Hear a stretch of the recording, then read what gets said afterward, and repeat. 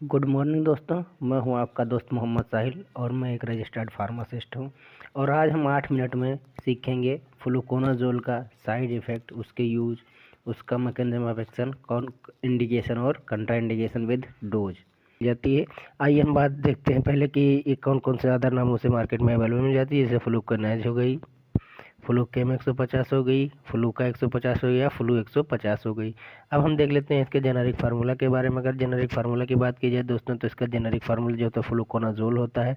और अगर कैटेगरी की बात की जाए तो एक एंटी फंगल कैटेगरी की ड्रग होती है। Anti fungal in the sense, अगर एंटी फंगल की हम बात करते हैं तो एंटी फंगल ऐसी ड्रग्स होती हैं जो ज़्यादा से ज़्यादा दांत खाद खुजली को ट्रीट करने में दी जाती हैं। आइए हम देख लेते हैं इसके यूज के बारे में। यूज क्या क्या होते हैं इसका use to treat serious fungal yeast infection. Yeast infection या फंगल इन्फेक्शन को ट्रीट करने में दी जाती है, including vaginal candidiasis. Vaginal candidiasis जब आपके वेजाइनल एरिया में फंगल इन्फेक्शन हो जाता है और वाइट वाइट सा एक लेयर बन जाती है, इंटरनल लेयर के ऊपर एक लेयर बन जाती है, उसको वेजाइनल कैंडियासिस कहते हैं। ओरोफेरिंजियल कैंडियासिस, सेम कंडीशन अगर आपके माउथ के साथ हो रही है, वाइट वाइट सा आपके माउथ में कहीं वाइट वाइट से ईस्ट जम गए हैं, तो उसको भी ट्रीट करने में दी जाती है। आगे क्या है, ईसोफेगल कैंडियासिस, जो आपकी ईसोफेगस होती है उसमें अगर फंगल इन्फेक्शन हो गया है तो उसमें भी हम दे सकते हैं। Other Candida infection just like urinary track infection. Urinary track infection में भी कई बार फंगल ग्रोथ हो जाती है तो यूरिनेशन में जलन होने लगती है, डिफ़िकल्टी होने लगती है, तो उसमें भी दे सकते हैं। पेरिटोनियाइटिस पेरिटोनियाइटिस इन द सेंस दोस्तों, जो पेरिटोनियल कैविटी हमारी होती है उसमें स्वेलिंग हो जाना ड्यू टू फंगल इन्फेक्शन, उसको पेरिटोनियाइटिस कहते हैं और उसमें भी हम फ्लूकोनाजोल का यूज़ कर सकते हैं।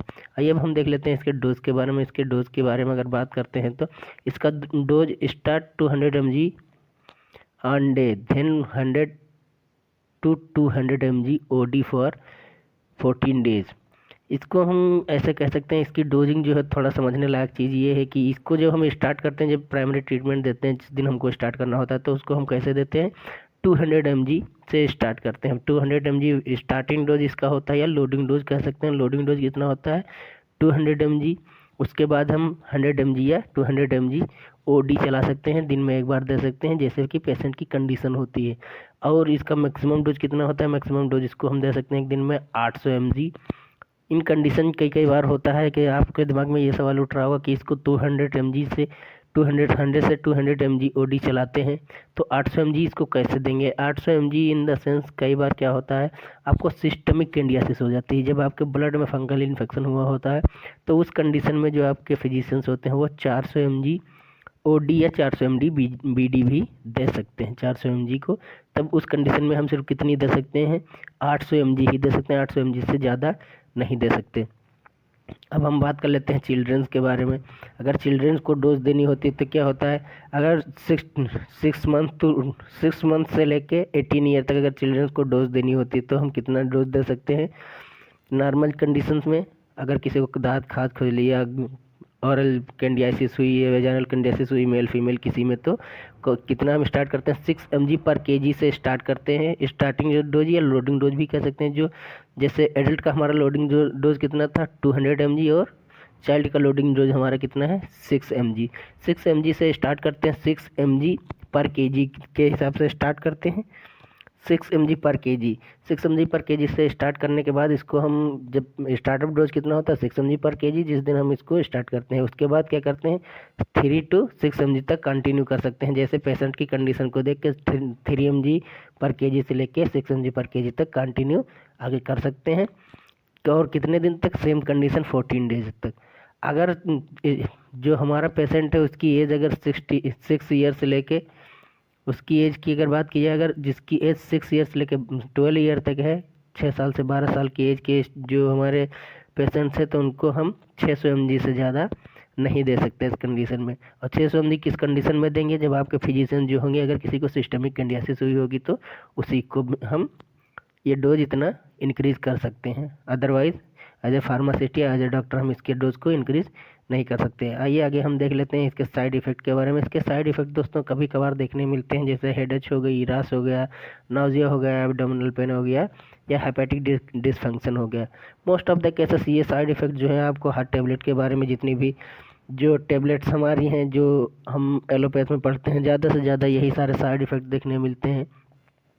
आइए आगे हम बात कर लेते हैं इसके कंट्राइंडिकेशंस के बारे में। कंट्राइंडिकेशंस की अगर बात की जाए, कंट्राइंडिकेशंस इन द सेंस ऐसी कंडीशन जिसमें हम किसी पेशेंट को फ्लुकोनाजोल टेबलेट या फ्लुकोनाजोल की कैटेगरी की जो एंटीफंगल कैटेगरी होती है तो उसमें प्रिस्क्राइब या सजेस्ट नहीं कर सकते एज ए डॉक्टर या फार्मासिस्ट। तो आगे हम देख लेते हैं कौन कौन सी इसकी कंट्राइंडिकेशंस हैं। पहली कंट्राइंडिकेशन है लीवर डिजीज़। लीवर डिजीज़ इसका लीवर डिसफंक्शन हो या किडनी डिसफंक्शन हो उसको भी नहीं दे सकते। लीवर डिसफंक्शन में क्यों नहीं देते हैं? क्योंकि जितनी हम ओरली इंटेक करते हैं, और चूँकि हम पढ़ रहे हैं टेबलेट के बारे में, जितना ओरली इंटेक करते हैं तो सबका मेटाबॉलिज्म कहाँ होता है? लीवर में। अगर लीवर डिजीज़ है तो लीवर प्रॉपर मेटाबॉलिज्म नहीं कर सकता, तो जिसके कारण हमारे लीवर की सेल्स और ज़्यादा डैमेज होंगी, तो उसको हम नहीं दे सकते।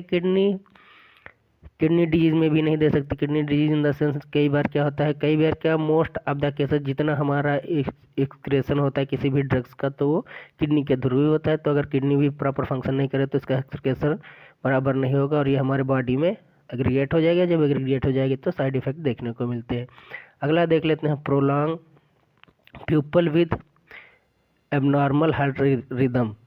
ऐसे लोग जिनको हार्ट की दिक्कत है या हार्ट की कंडीशन है या हार्ट की बीमारी है तो उनको हम फ्लुकोनाजोल नहीं दे सकते। या जिनकी रिदम बीपी अप डाउन होती रहती है, ऊपर नीचे होती रहती है, तो उसको भी हम नहीं दे सकते। सीजर्स में नहीं दे सकते। सीजर्स इन द सेंस जैसे एपिलेप्सी हो गई, मिर्गी दौरा या झटके आना, इस कंडीशन में भी हम फ्लुकोनाजोल नहीं दे सकते।